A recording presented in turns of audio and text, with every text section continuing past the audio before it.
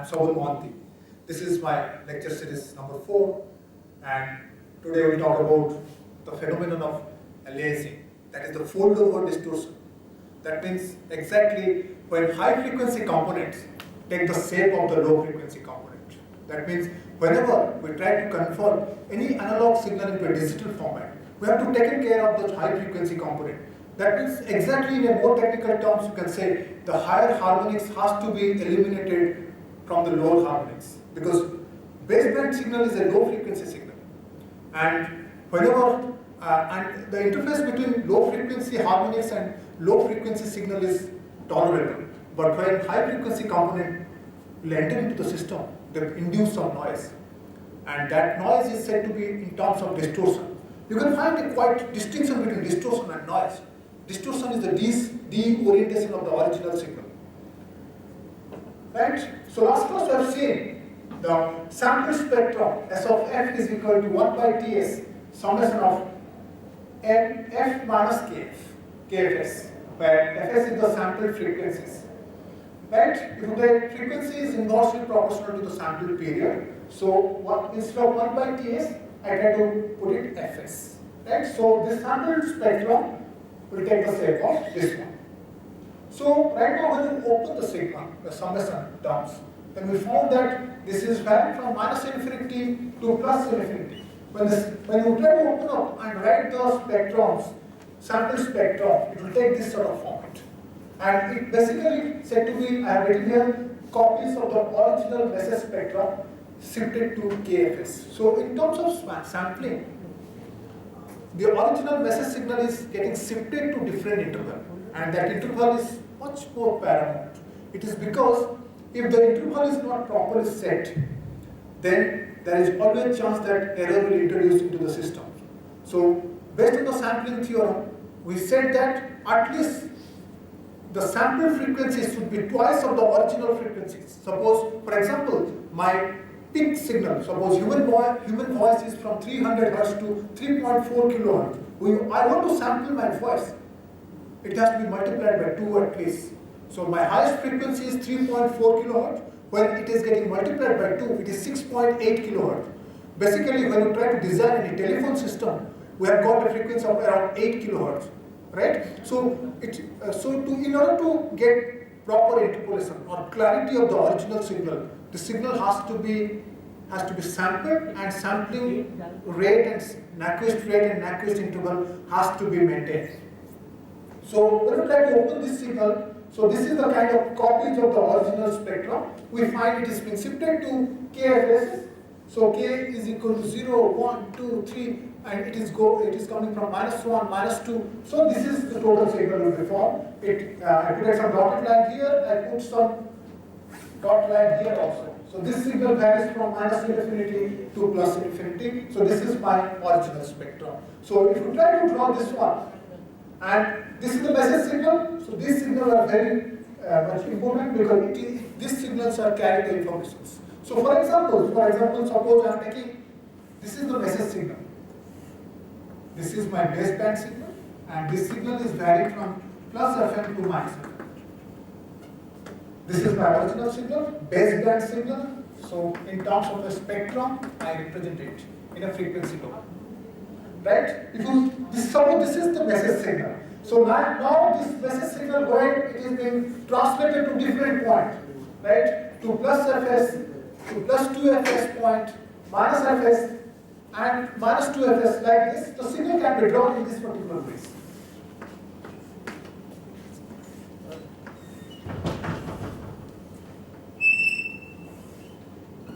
So this is 0, this is Fs.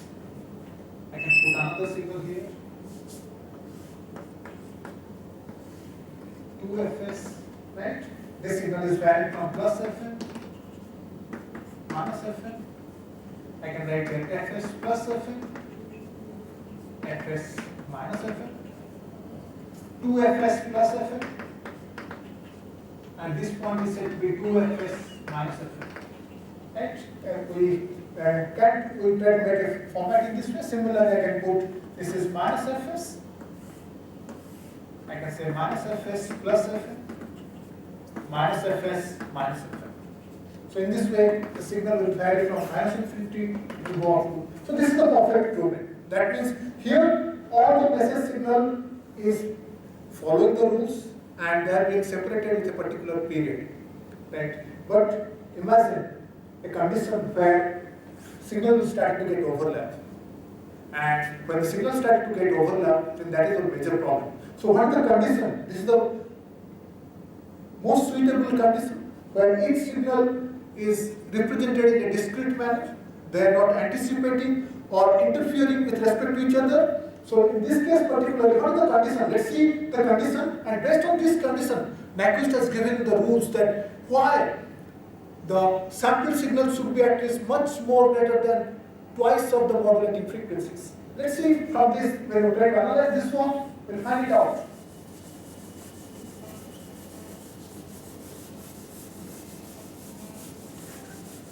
So this is a very suitable condition. So if you see this condition right now, in this particular waveform, you find these are the high frequency component, this is the low frequency component.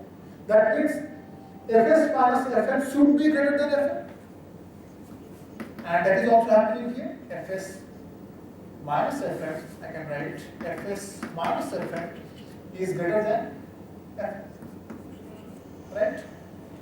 So if you say this is the high frequency component,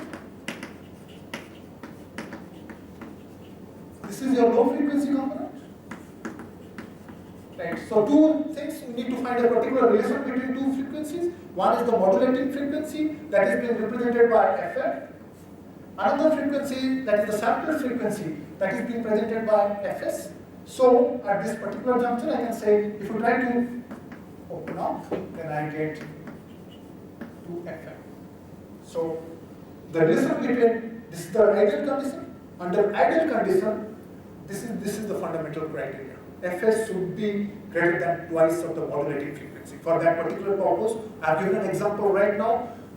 In a telephone system, the sample frequency is 8 kilohertz. As my voice goes up to 3.4 kilohertz. If I multiply it by 2, it is 6.8. You find it is much more greater than that. So the sampling frequency is twice of the modulating frequencies. Right? But we'll see the opposite condition also, where we try to overlap these two conditions.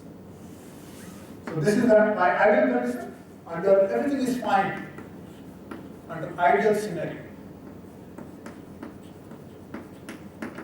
This is the case. We'll see another case here, where this is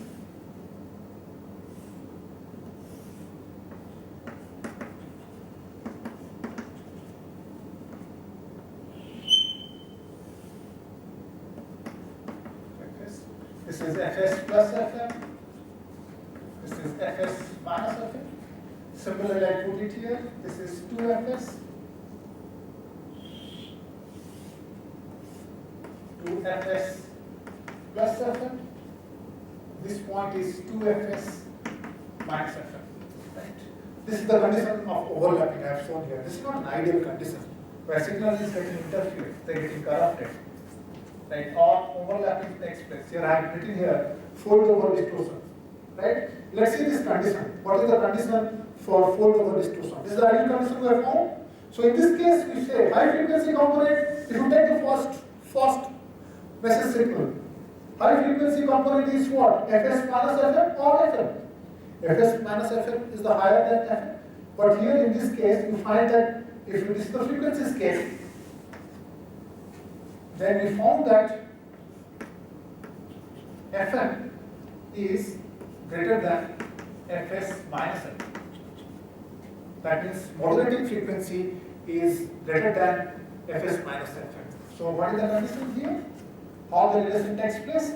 I say 2Fn is greater than Fs, or I can write sampling frequency is lesser than twice of Fn. This is not an ideal condition. So when the case number 2 takes place, then there will be fold over distortion, and this aliasing takes place when sampling frequency is less than twice of the modulating frequency. So under fine condition, when everything is maintained, sampling frequency is twice of the modulating frequency. In this case, all the spectrums are in discrete format and they are not overlapping. There is a perfect digital conversion process is taking place. Here, error is entering into the system. That error is called aliasing error. And our high frequency component takes the same of the low frequency component. So this error is called full loop distortion. Thank you very much. And next class we will try to analyze it more effectively. Thank you very much.